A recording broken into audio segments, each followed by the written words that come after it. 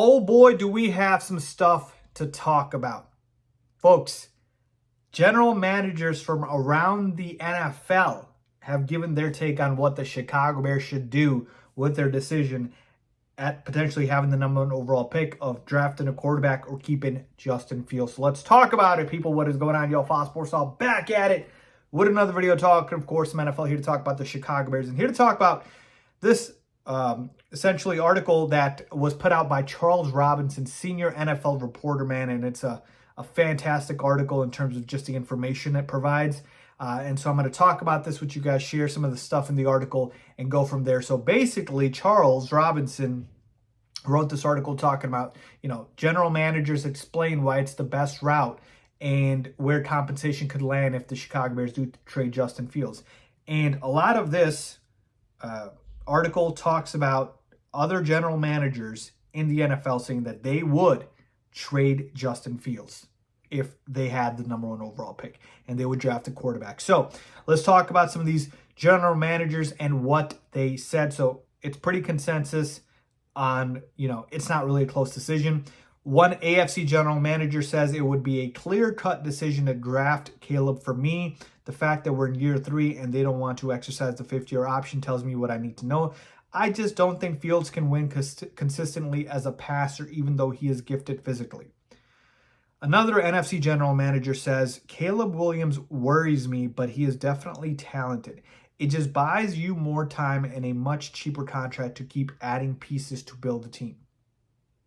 All right, then we have another general manager from the AFC saying, when you pass on talented quarterbacks to lean into a guy's development, which the Bears did when they traded the number 1 pick last year, you have to be completely sure of that decision to do it a second time.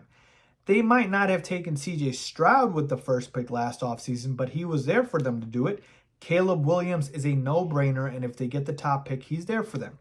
Sometimes the gamble is continuing to pass on players. Fields doesn't get over the hump. You don't want to be the guy that passed on both Stroud and Caleb Williams.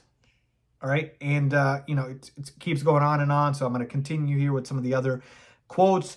Nobody, this is from an NFC GM, nobody wants to be judged or fired because they didn't make the previous guys' draft picks work, especially quarterback and head coach. If it's not working out or it's lagging, you should get an opportunity at changing it your way. Quarterbacks and head coaches are so much of your culture, so it's kind of hard when you didn't put those pieces in place and you're taking the hits anyways.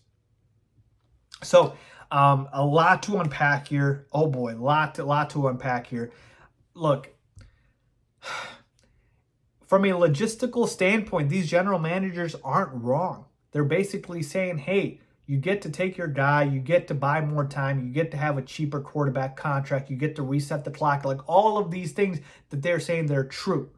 But Ryan Poles knows Justin Fields better than any of these guys, right? And so he will know how difficult of a decision this is going to be.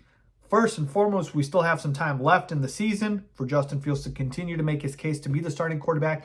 And the other part of this is, look, yeah, you can certainly go ahead and move on and draft Caleb Williams, and Caleb Williams could turn out to be really, really good. But what if Justin Fields goes to another team and just completely tears it up, right? What if he turns into, a really good quarterback on another team? So now it's like, hey, the guy you have is whatever, but you could have built something special. The other thing, too, is this is strictly from a business standpoint. What about the locker room, right? What about all these guys that believe in Justin Fields? Are you ruining the team chemistry here?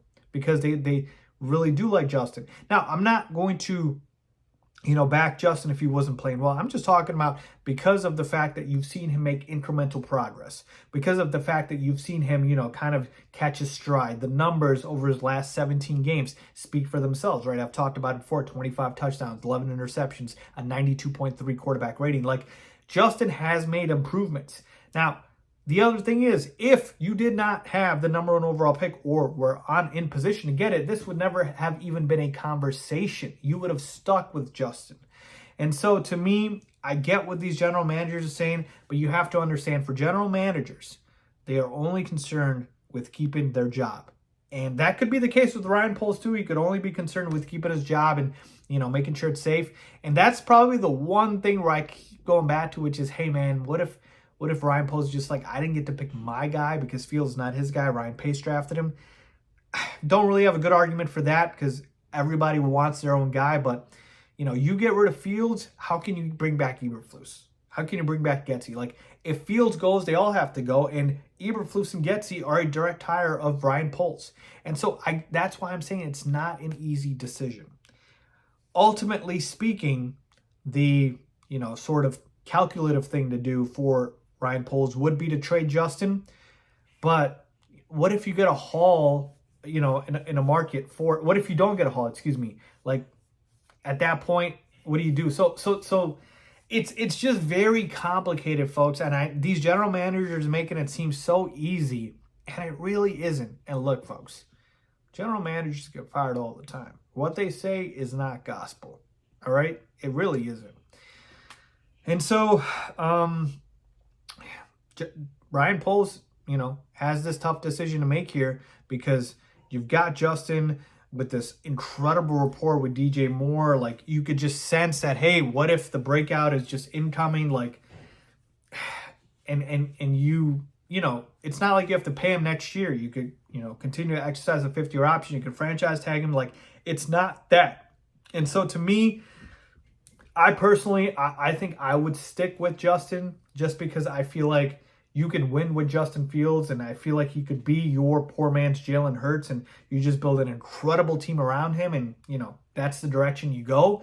You know, what if you upgrade the entire offensive line, defensive line, and all that? So, you know, we'll see, but that's probably the direction I would go. But, hey, I'm not the general manager. We'll see what Ryan Poles says. But all of these other general managers, they don't think it's close. They think you go ahead and you trade Justin, and you go ahead and you draft Caleb Williams. What say you guys? Let me know what you guys think. Leave a comment down below with your thoughts.